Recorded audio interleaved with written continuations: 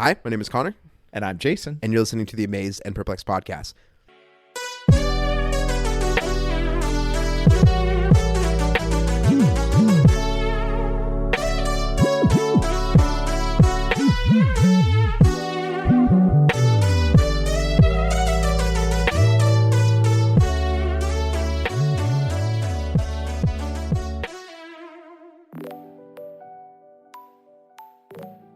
If you have somebody wrong you in a very clear and obvious way, and they're actively persecuting you, and you need an arbiter, you need somebody, you need God to show up in a way to right the wrong, or to bring light, to bring justice to the wrong that's been done to you, or to solve the issue that's been caused by the wrong.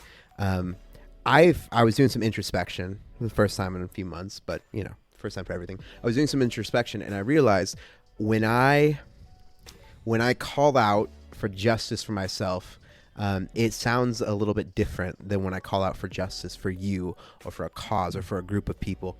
And so I was wondering, and I think this gets, I was wondering, does that ever play out for you when you work with people? Because you're dealing with people a lot of times that are in the midst of needing justice. Mm-hmm. And so how is somebody that meets people at that crossroads very often, how do you process through that? That's a great question. And where my mind goes first, number one, I do think it's different because usually if it's something I need justice in, I can't get it off my mind. You know what I mean? So I tend to pray about it a lot more because it's on my mind. When it's somebody else, it depends on how much I let it in. If you read anything about caregivers, whether it be a pastor, whether it be a mental health person, a doctor, a nurse, they're really pouring their life out in the lives of these people, but then they got to walk away because it's not like you're just working with one person at a time. At times you're working with 12 people or 100 people that are hurting. And if you take all that on, you'll die. I mean, you will not be able to function in your own life.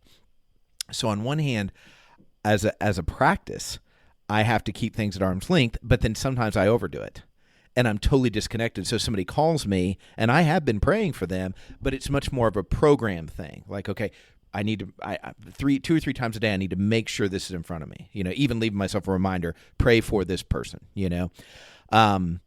but in contrast to where it's always in front of me, I mean, I'll have moments of distraction, but if I'm feeling injustice, it's hard not to think about it, But when I do connect with a person, or when I'm helping somebody else process through that and praying for them and seeking justice for them, it's almost like if I don't have an on-off switch, it's overwhelming eventually.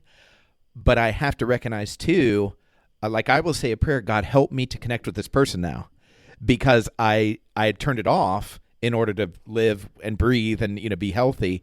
But now I've got to turn it back on, and that it's a challenge. And I'm sure everybody functions differently. For me, though, that's how it works is, okay, what can I do? So I'm presented an injustice. What can I do? Is there anything I know to do? I'm praying about it. God, bring that to mind. If there's something I haven't noticed, do that. Call somebody, put in a request, whatever, go visit somebody. But then I've got to close that off. And I wonder how a woman would answer this, because men are typically much more accustomed to, compartmentalizing dynamics.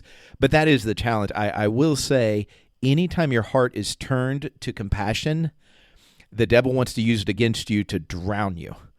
And that's the thing that we always have to be aware of. And then, of course, if he can get you to disconnect, he loves to accuse you of being heartless. So the devil works both sides of everything, and it shows up here too. Man, yeah, that's really helpful.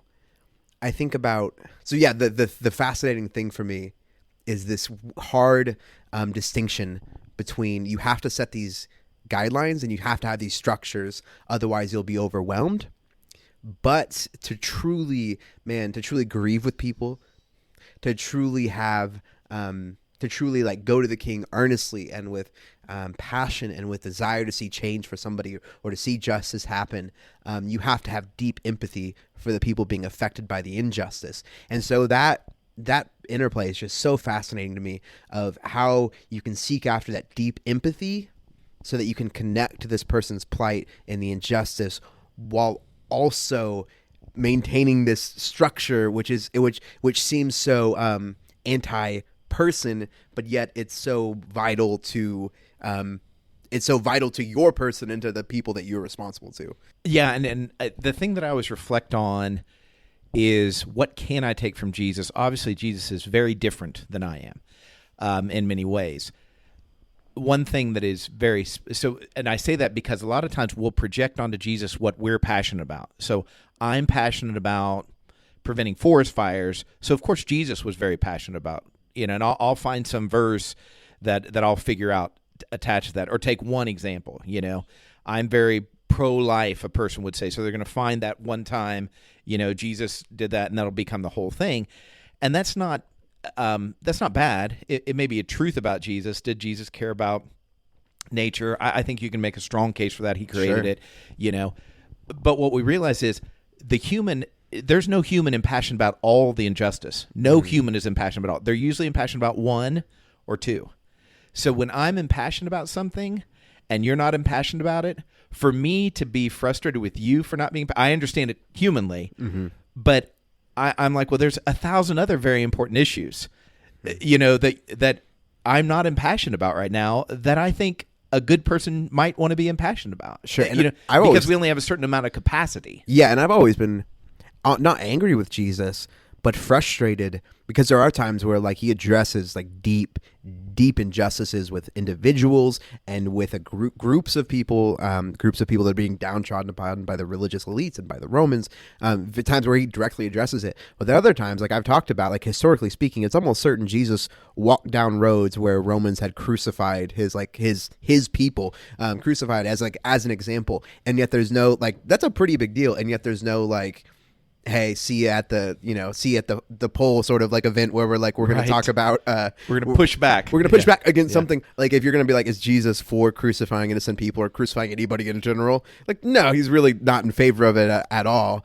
It's pretty easy to make that case, but yet you don't see that.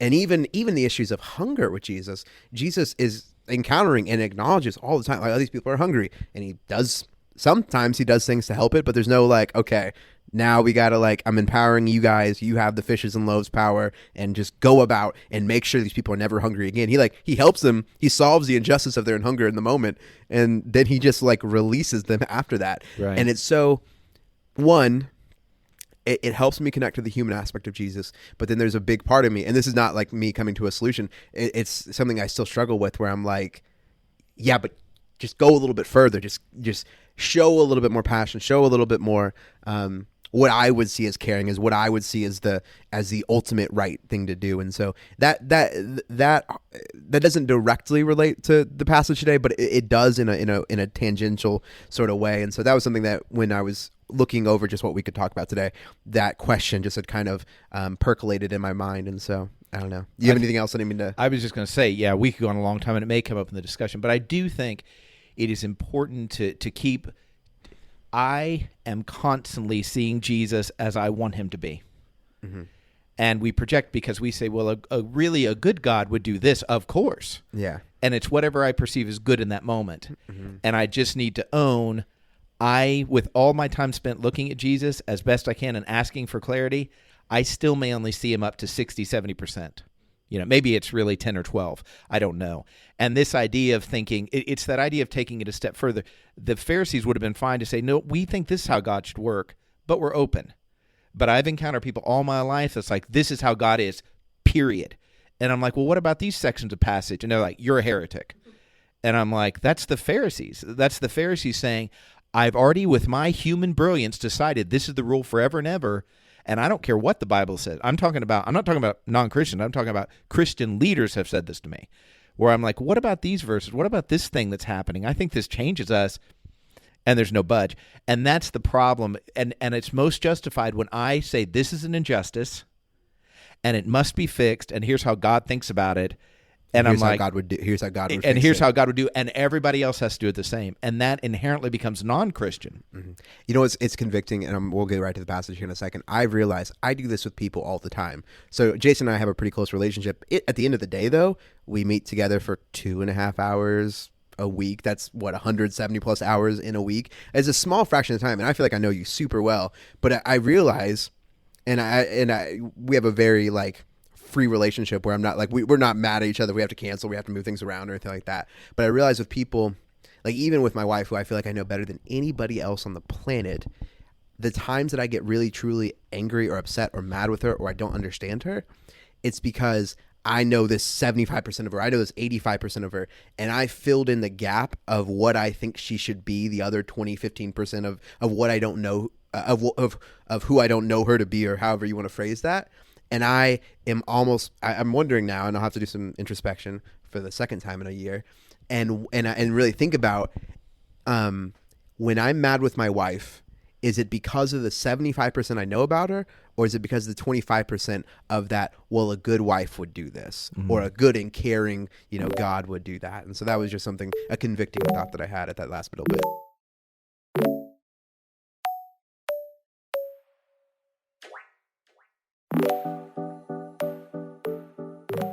Also, quick disclaimer, there does seem to be some construction going on next door to us, so you might hear some hammering. Speaking of messy, yes. And at some point, we're up against the clock because watching my daughter in the monitor. She's napping, and so you might hear a scream, might hear a hammer. But anyways, Jason, go ahead and read for us. Hopefully they're unrelated sounds, the scream and the hammer. Today we're going to be looking at Luke chapter 18. And it's labeled the parable of the persistent widow. And I'll just read that really quickly. Then Jesus told his disciples a parable to show them that they should always pray and not give up. In a certain town there was a judge who neither feared God nor cared what people thought. And there was a widow in that town who kept coming to him with the plea, "Grant me justice against my adversary." For some time he refused. But finally he said to himself, "Even though I don't fear God or care what people think, yet because this widow keeps bothering me, I will see that she gets justice, so that she won't eventually come and attack me." And the Lord said, "Listen to what the unjust judge says. And will not God bring about justice for his chosen ones who cry out to him day and night? Will he keep putting them off? I tell you, he will see that they get justice, and quickly. However, when the Son of Man comes, will he find faith on the earth?" Okay. So, Connor, what amazes you about that? So Jesus makes this he gives this parable, and then he makes a distinction between the judge and the ultimate judge. That his father is just, but this judge has been unjust. But it's still fascinating to me that Jesus is willing to offer up this comparison, or this drawing this connection between a unsavory character and his actions and the actions of of how God goes about his business. And it's incredible to me, because if you were to ask me, like before even, I've heard this passage many times before, but if you were to ask me before I stumbled upon this, or before it was fresh in my mind, is Jesus okay, or is God okay with the idea of me comparing his actions or an attribute of his to somebody who is, whose main attribute or main actions are negative? That seems like such a big no-no. That seems like such a big big red flag that would pop up. There's just something that you wouldn't see in the Bible. And the fact that Jesus is not like, he makes a distinction, but he's not like, now I just want to make sure you remember, like there's not this this delicate, constant reassurance here. And so that dynamic is just fascinating to me, and thinking about, man, I think it's really important when we talk about God, always be gentle and always be careful and always be drawing from what God reveals about himself. But I also think there's something telling here that that God is not it doesn't seem, at least from this passage, God is not afraid of using unsavory people or unsavory examples to get his point across, or to help you better understand him. And that is that idea is kind of mind bending. I love that. As usual, I'd not thought about it from that angle, but you're right. If we were presenting God and basing it on a point of comparison against a really bad person, it would feel a little bit like, why would you even mix the two? Yeah. And I think of this passage, Luke 16, with a shrewd manager. It's the same kind of feel. It's like, God, why are you even starting from the perspective of misbehavior as a point. And I do get his point, but still, it's if he hadn't written it, I would have thought this is a really poor setup.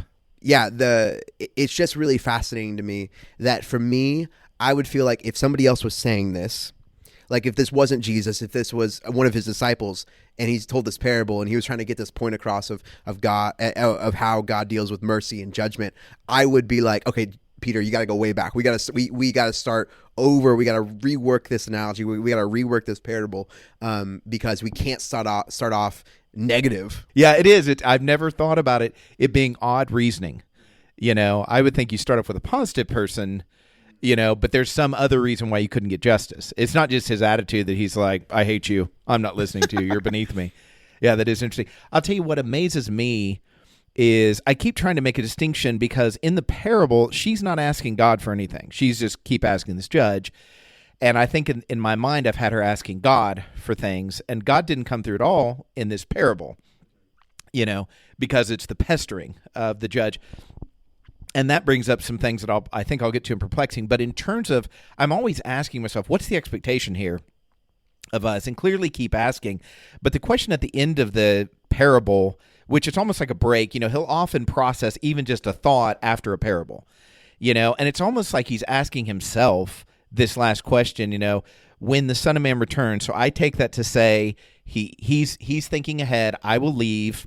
I'll die and I'll be buried. I'll be raised. I will leave. Then there'll be a time I come back for my second coming. And what is he looking for? And I think it's fascinating and amazing. He's only looking for faith. I think of what sets us apart. How do we decide somebody's a mature Christian, a mature disciple, a mature Christ follower, a mature believer? I think often what we'll want to know, even without even thinking about it subconsciously, how many years have you put in? What have you accomplished? What's your status? Have you and depending on where you're coming from, have you converted a lot of people? How many episodes of a Jesus podcast do you have? Yeah, were you involved in a cool podcast? I mean, that dynamic of assessing value based on the accumulation of things. And to me, faith is really, since we only have this second, it only matters what I'm thinking this second. Now, what I've done before affects the choice I'm making this second, but I can choose to not have faith for generations and then suddenly choose to have faith. And it's that idea. It's so simple. Like I would think, will he find mature followers or will he find, heroes of the faith or so, but just will he find faith at all? And it's so basic. That's the thing is I'm always struck with how basic Jesus presents it and how complicated it becomes as soon as I present a lesson. How, faith, but here's 1,000 other things you need to do. And I'll take that from, because look at all these things, and there are lots of things in the Bible that we could think, okay, if I'm angry with somebody, what do I need to do? How do I treat my enemies? Those are good questions. But the essence of every answer is, are you trusting God with this? And that popped up when we were talking about justice is when Jesus walked into those situations, I don't know how much of our conversation from before you'll include, so I'm trying to reference it generally. But when Jesus walked into situations and didn't see justice, why didn't he comment on it? Why didn't he comment on the pervasive racism, for example, in the Jewish culture? Why didn't he at least confront his apostles over that in his lifetime? And there's no record of it. Now, he would say God's going to call all nations, but he doesn't then go and put pressure on them to say, do you understand what that means? We got to solve this right now. Yeah, don't look down on your Gentile, people, around you. And they still did, clearly.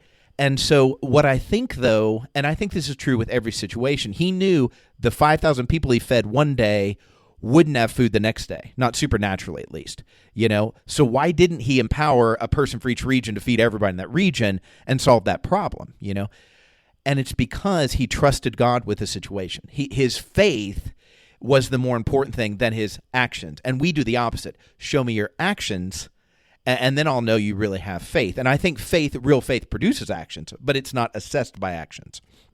And I know that seems to fly in the face of James's point for people that were saying, I don't need to do anything. And Paul says in Ephesians 2, hey, you're saved completely by your faith and not by your works. And James is doing that. But Paul is not in disagreement with James because in Romans 1, he talks about, I want to have an obedience that comes from faith. Well, that's all James is saying. He's saying if you truly have faith, it will produce something different in your life. But the essence still is not the works. It's the faith. And that simple. So basically, what is it that merits you to get justice? Jesus saying, will you trust me? Mm-hmm. It's so basic. And to me, that's so, I would not think that way. I would think the good people should get the justice. We have this sense that the act of crying out to God day and night is the journey, and deliverance is the arrival. And the walk of a follower of Jesus is to recognize the calling out is the destination, is the arrival. And God is going to come through, and God will deliver, and God will bring about justice. But as a follower of Jesus, how we get day to day is we recognize that when we cry out, that's not that there is anticipation, there is all these things, but my job, my arrival, my success, my coming through in a moment, the recognition that I have arrived, that I've got to my destination, is the act of crying out. Is that a good distillation? I think so. I think so. In contrast to this idea of I need to get to a place to merit a response. If I was just a little bit better, then I'd get a response. And this directly relates to what perplexes me. But from our perspective, answering the question, what does Jesus want? He's not wanting people to go through a ritual crying out schedule.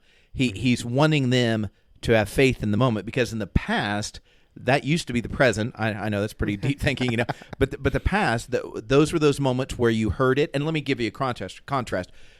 I experience injustice. I hear about injustice. And I feel like I've cried out about this, asked God about this many, many times. And I don't say, well, who cares? God's obviously not going to do anything. He hadn't done anything yet. And so who cares? Maybe I'm not worthy. Maybe there is no God. Maybe he's not powerful. I've been crying out for ages. It's been forever. Right. And in each of those experiences where you feel or hear about that injustice, it touches you in some way. Will you choose to trust him again? And that is the action. That's the utmost action. That's not the starting point. The person that says to God, man, I'm going to trust you here, even when I don't get the answers, and I wish we could just wave the magic wand to be done. That's the ultimate. That's what Jesus is looking for. And it's not that he's against the person that's had that kind of faith for 100 years. He's simply saying it's the momentary faith that matters, because when the Son of Man returns, he doesn't say, will I find people that have done this for 1,000,000 times? He's saying, will I find any faith? Anybody that trusts me. And of course, the way I trusted him yesterday affects the way I trust him today, but it doesn't decide whether I'll trust him. That's good. That I love the utmost action. I love that phrase you use there. So, what perplexes you? So, what perplexes me as the person asking for justice is, and I always go back to Jesus, why didn't you have a stronger emphasis on making the culture better? Because somebody make the case, I don't have great historical knowledge of the Jewish culture, but he's there in the 30s AD, and then, less than 40 years later, the whole place is destroyed. And the Jews are scattered, and, eventually you lead into Jews ending up, the Jews in Germany and in other countries are murdered, and you know what I mean? And then they're given their homeland. I mean, it's still chaos, And I'm just like, I'm only using that as an example. What's the expectation I should have for my life? Because certainly there were many, eventually there was a disconnection between Jewish Christians. Initially, Jewish Christians were the only Christians. Yeah. And eventually it became Christians standing on their own apart from Judaism. But it is that idea. What's my timeline here? Oh, that's good. I know of injustice right now, and I can think of 20 ways to solve it. Let's do this.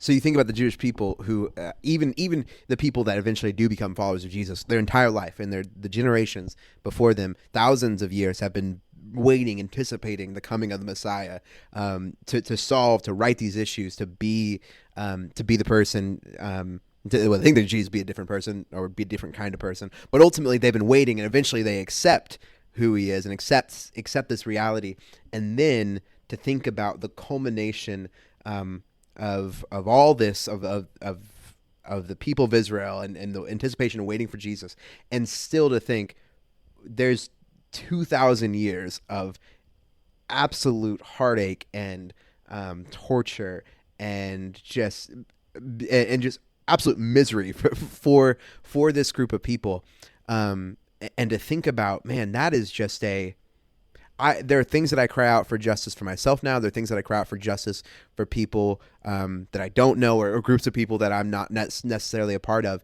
and even groups that I am a part of. And I think about what it would be like, how hopeless it would feel to think like for the people before Jesus was born to be crying out for the Messiah and be like, oh, the Messiah is here. It's fantastic. It's great. But also the next 2,000 years, your people will be some of the most mistreated people in the history of the planet. Like it doesn't like you will still have deep injustices happening 2,000 years from now. So for me, that is such a fantastic thought, and I don't have anywhere to go with it. But just thinking about equating it to how I think about things now and assuming and we kind of circling back around to the conversation on faith of the idea of me crying out against injustice or crying out to God for justice and thinking about ultimately receiving it, but still there being these examples of deep injustice 100 years from now, 1,000, 2,000 years from now, that could almost seem absolutely shocking and like an impossible weight to bear up under at all. And then that gets to the point of, that gets to the ultimate point of like, well, if my job is to figure it out tomorrow and 1,000 years from now and 2,000 years from now, then I won't be able to be faithful in this moment. But still, that tension is just so hard. It's a fantastic point that you drew upon there.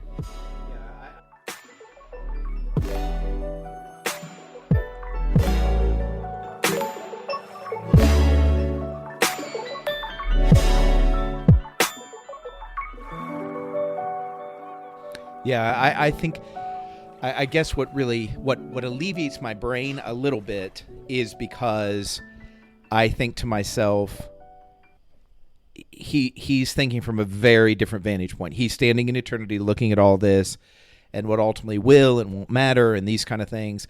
It does occur to me that is Jesus saying at the end of this parable what he functionally said to John the Baptist. Jesus says to John the Baptist, hey, I can do these great things. Blessed is the man who doesn't fall away on account of me. Is Jesus basically saying that? He's saying, hey, there's a never-ending request line of what could be improved upon on earth because it's not heaven. Yeah. Because we're not all surrendered to God. Because it says in Philippians that every knee will bow and every tongue will confess when Jesus returns. Well, that will be a whole different state of existence because we're all surrendered to God. His kingdom has come in each person there. And I think, so there's always going to be this injustice. And that's the question for me is, will I give up on Jesus when there's injustice that isn't yet? I keep asking, obviously he's encouraging that, but at the end of the day, will I let these cause him, am I going to allow the good things that God could do that I can imagine in my mind cause me to stumble and lose faith? And I wonder if that's not, in the same way he's saying, John, I get it that you could give up here because you're in prison or are going to be beheaded in prison, and I could obviously fix that, but I'm not going to. And so there's all these injustices. So that word quickly is hard for me to stomach from a human perspective because I'm like, well, I know for me, I've been asking about racism for 30, 40 years. Can we just get rid of that? In even the small ways I've witnessed it and with people I love have experienced it and I have experienced it in other cultures. And I'm like, why is that? That doesn't seem quick, And I'm like, is that quick from eternal? But at the end of the day, that's the question is, will I trust him when it doesn't make sense to me?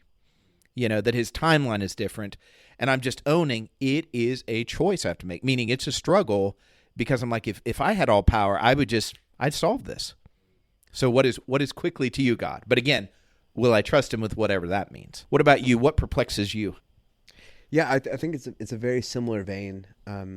So much of the time Jesus says things that are so insightful to the human condition, and I feel like my natural response to a lot of what you just said, like quickly, it is like about the word quickly there, and like I totally resonate and echo so much of what you said and so many of the feelings that you had with that. And I feel like for me, so it's like, okay, I'm crying out for injustice. I cry out today and I cry out tonight. I cry out tomorrow and I cry out the next day and the next day and the next day and the next day. And I feel like maybe it's amazing me after the conversation we just had, but it's still perplexing. The next feeling that I would have when I think about the reality of, oh, this specific issue as I see it needing to be solved could be 1,000, 2,000, 3,000, could be until Jesus comes back in the making, until this specific issue is fixed. I would feel like the next emotion I would feel is like God is putting me off. God's just waiting, just kicking the can down the road. God's just, just kind of punch in, punch out, and we'll take care of this thing eventually. And I love how insightful Jesus is to know that that's how I would feel, and that's how people feel when they feel like they're not seeing those immediate dividends or those immediate rights to wrong. And so I'm just, that is perplexed. I'm amazed at how well Jesus knows, how well he knows humanity, and how well he knows the processes of what it is to be human, what it is to be under injustice. But also at the same time, it's so perplexing, because it's like every time I'm like, okay, yeah, you have to have that simple faith. Then you have to have that. You have to make the decision today. I'm going to choose to put my trust and my faith in God. Fantastic, perfect. But then tomorrow, do it again. And the next day, oh my gosh, I've been doing this for 2 months now. I've been doing this for 20 years, 30, 40, 50 years, my entire life. I've been crying out for justice for this. God knows that those voices are going to come up in my head, that I'm like, that I feel like I'm being put off here. And Jesus just seems to keep circling back around to this theme that you touched on so much. And so for me, the perplexing thing is, it's just why it's set up this way. I guess maybe that's what I'm trying to understand. Jesus knows this is how we operate, and he keeps offering this. He offers this remedy, or offers this better way of living, offers this this new path, or this new old path, whatever. And it's good and it's right, and I recognize that it's wise in the way that we should live. But it's just so. It's simple, but yet just so complicated. And there's so many things that are coming against it, and so many things that are fighting against that daily trust, that moment by moment trust. And so I don't have anywhere else to go with that, because for me, I guess this is the wrapping up of all that, of all those jumbled thoughts. I totally see what Jesus is after here. I totally see how living the way that Jesus talks about leads to health, and leads to justice, and leads to goodness. And yet I'm still like, but that process still kind of sucks. I don't like it so much of the time. So that's where I'm cutting myself off right there. I totally agree. And on one hand, it could be liberating. Hey, it's God's work. Mm-hmm. I ask, I see, I trust him to do it. And on the other hand, it can feel like, especially over time, this is a big waste of my time. And I understand why people give up on their faith, because it goes back to that great point you made about, even with your wife, you know her 75%. And what makes you mad is the 25% that, well, of course she's going to think this or do this. A good wife would do this. And I go back to, I may only know 12% of God. And man, I've been after him a while, but I still have to own the fact he's infinite and I'm finite. Right there means, how do I even absorb infinite? Like I can't get my brain big enough to absorb it all. And that's the silliness to me of any human saying, and this is exactly what God says about this, and here's how it exactly applies to everybody's situation. And I'm like, well, Jesus seemed to not present it that way. Jesus like, hey, it's going to show up this way in this situation and this way in that situation. And I think this is the part that God gets us. And that, again, if it fits that model of John the Baptist, he's kind of saying, I get it why it'd be hard to trust me with this, because it won't make sense to you. And if I'm not a God believer, I have people in my life that I'll talk to that are not a God believer, and I'm so grateful for them that they keep talking to me. But I understand. It's like, that's not good enough for me. I get it. And my belief is, if anybody's truly seeking God, if he is who he says he is in the Bible, he'll find them. It's just, you got to stay open. You can be mad. You can be disbelieving. And this is a weird deal, but stay open to him and he'll get to you. And it's not about, what if I say something wrong in this podcast, teach something wrong in this thing? I don't want to. I want to do the absolute best. But then that kind of assumes I know everything today. And we should assume 5 years from now, I'll know more if I'm truly a learner. So the attitude comes from the idea that, oh, well, maybe if you're humble, okay, I've got 12% of God figured out. Even if we think we have that much nailed down, then we think, okay, well, then I've got 12% of God, so maybe I have 12% understanding of what the future should be like. And so when we have this idea that we can pin down exactly how God wants everybody to act in any given situation, even if we think it's 1% of the time, the deep injustice there's Jesus talking a lot about the rightful injustice that we feel, but I think there can be a sense of where we're wrongfully feeling injustice. Because, you know, with my wife, I feel like I know this person and I know that she needs to act this way or this is I know that this is how she usually acts, and I know that this is how she wants to be, or who she wants to be, or the wife she wants to be, or the mother she wants to be, and this is how she goes about doing it. And for me, it's wrong of me when that 25% of her, or probably more, that I don't understand doesn't act right, but yet I feel a deep sense of injustice. And so for me, when I am frustrated or upset with God, it's coming from a place that I'm assuming that I have a lot more of God figured out and wrapped up than maybe I actually do. And if I think that I have if I think I have 20% of God figured out, then naturally I'm going to think I have 20% of how all this is supposed to shake out. And if it's coming up as 1% of, if life is sorting itself out to 1% of my expectation of what God is supposed to do, if I'm only getting 1% or 0.5% of how I expect God to play a certain events out, then man, like, I'm going to feel so much injustice, but that's not right or fair. And if we treat people in our life that way, then we're going to have so much strife and anger. And if we talk it out with people, we'll recognize, oh, those expectations that we're placing on our spouse, on our friends, on our workmates, those are so unreasonable. And it's not fair of me to I'm not right to feel this deep sense of injustice towards God. And again, this is a different point from what Jesus is trying to make here. But I do think there is an interesting thing of, I don't think God is like mad or like, oh, I don't think God gets mad at me when I'm frustrated or I don't understand what he's doing. But man, okay, so there's a whole whopper jod of mess there. But a whopper what? A whopper jod. I hope that's clean. I think it is. I'm adding it to my list. A whole cacophony of weirdness and as we process this plethora of weirdness, I do want to say it is that I was thinking about this with kids. We've talked about we're called to be babies for Christ, you know, and my children, when they were little, and maybe sometimes even today, no offense to my adult children, but they will say things and I'm like, just not even think about it. I'm like, that's not an injustice. You not getting 4 more cookies, that's not an injustice. It's just not. You know? For me it is, but well, if it's my cookies, yeah. But it is that dynamic of, even as Jesus is saying these words, cry out about injustice, with the things I bring to him, he'd be like, Jason, that's some of my best work. And I'm like, because I would have certainly said, if I didn't have the Bible and I just heard about this story about a man that got killed on the cross, and I'm like, that shouldn't happen. Like, what I would want is him to go back in time and not crucify Jesus.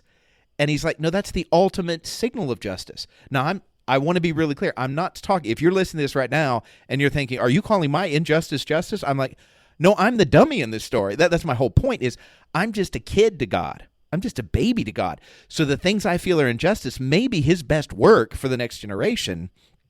And I would cheer it on. It's like my wife. There were things I thought my wife was just so, oh gosh, she must be just belligerent. And 10 years later, I'm like, oh no, she was right. Like I was carrying this expectation that was just ridiculous. And it took me 10 years to learn that. So what is God doing today that I think is big time and just? And he's like, yeah, that's how I was freeing people. You know, that's how I was releasing people. I'm not pro-abortion. I am not. And I know this is going to come across controversial, but the thought hit me 20 years ago, every child that's aborted is saved. You know, and I've had 4 children die. And I'm like, every child that we've lost has, 4 babies die. And it's like, they're saved. Like, they don't have to go through the turmoil of this life. And so, and I'm not saying I've got it right. I need to be clear, and I'm open to correction. But I am saying, if I can entertain this thought of what I thought was injustice might be ultimate justice, I need to entertain the things I'm passionate about. Yeah, keep your passion, but hold it in check to, I may wake up 20 years from now and think, yeah, I was a little off on that. Man, that I don't really want to add anything else to that, because you said it so perfectly. To think about the idea that there's this problem of sin in the world, and there's a problem of death, and it's the problem of death and sin and anger and hatred. It's literally, it is the greatest injustice in the universe. And if I was to come up with a plan of how to fix it, it would look nothing like God's plan. And if I were to hear God's plan and I didn't believe in all of it, and I didn't have the background that I had, I'm like, that's that's the worst possible. That's so silly. Like, you're going to solve this deep injustice by sacrifice. Like, that doesn't make any sense. By some empire's main torture and murder. Like, it doesn't make it. It just seems to be compounding injustice with injustice, and yet it's the hinge on which all of humanity turns, and all of the injustice of death and sin is ultimately in the process of being reversed. And so that for me is really convicting, to remind myself not to check in, like you said, not to check anybody else, not to be like, to be the well actually for anybody else is crying out for justice, but just for myself. When I cry out for justice, am I open to something as absolutely insane and radical as the cross? Wow. I have nothing to add. That's beautiful. Awesome. Thank you guys for listening so much. We appreciate it. We love it. Sorry for the inconsistency, with COVID. And I had COVID this last week, if you didn't see the Facebook post. You did? You just said, don't come over. And so I obey you. He just was in some sort of weird suit, and we talked. It was, but anyways, I appreciate the understanding, and we still love doing this. So don't think just because it's been inconsistent that we're checking out and just biding time. But we pray that you're safe in these trying times, as people like to say. But seriously, we pray that you all feel well, that your health is good, and that you're connecting with God in weird and cool ways that we'd love to hear about. Grace, peace, and love.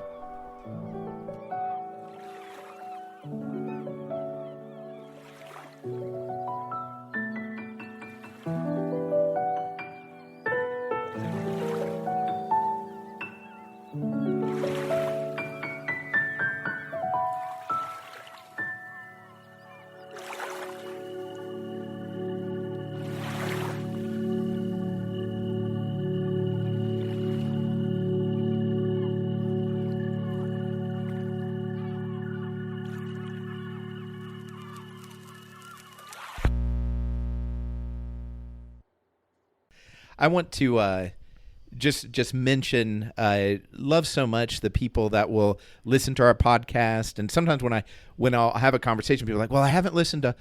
We don't expect you to listen to any of them necessarily, but certainly not all of them. We walk around. I will share the audience.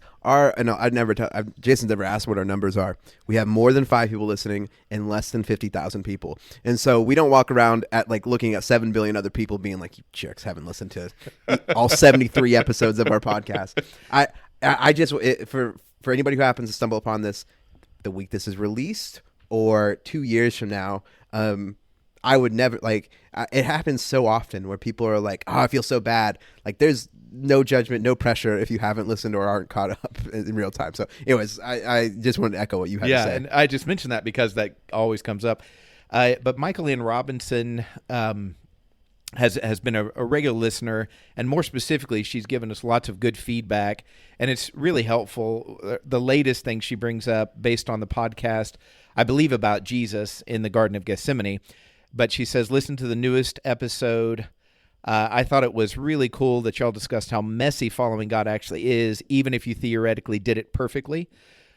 She says she was reading Exodus 5, where Moses and Aaron confront Pharaoh the first time, and Pharaoh, his response is, he says the Israelites still have to complete the same work, but they can't, they're not going to be given resources. They're not going to be given straw. And so here Moses is doing the right thing, and it just gets worse. And I thought it was really cool how this podcast related to what she read that morning. And first of all, I just want to thank you, Michael Ann, both for listening, for your journey, and then sharing that back with us.